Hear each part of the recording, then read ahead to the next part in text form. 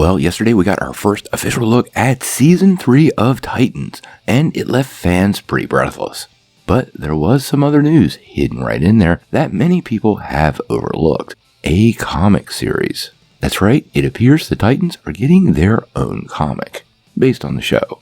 Now, before we dive in, make sure you hit that like and subscribe button and ring the bell for all the updates. Also, don't forget about the big giveaway. We got this PlayStation 5 to give away at 25,000 subscribers. All you have to do to get in on the giveaway is be a subscriber and leave us a comment. Also, don't forget about the Buy Me a Coffee link down below. It's a great way to support this channel with just a tiny bit of pocket change, all while not creating any reoccurring obligation. We really appreciate it. Well, Titans are back, and we know we are going to be spending a ton of time in Gotham City. Now, yesterday we got that first trailer, and it left Titans and Red Hood fans pretty excited for the upcoming show. Now, we have to wait until August the 12th before we get the first episode, and it's going to show up on HBO Max.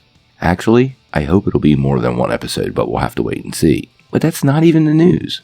Now, according to the Twitter account from DC Comics, on September the 14th, we are going to get a comic series entitled Titans United.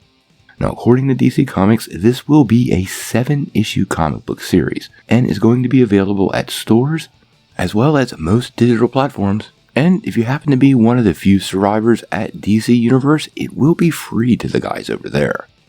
Now, this leaves me with a ton of questions. Because if you're a fan of Young Justice, you know Young Justice had a series of comics by Christopher Jones that were incredibly expansive to the core story portrayed on the show. Now this is coming out mid-September, about 2 months after the show starts streaming over on HBO Max. I have to wonder if this comic series will kind of be a season 3.5 or be some compendium story that's just not being released until after the show comes out to not spoil anything.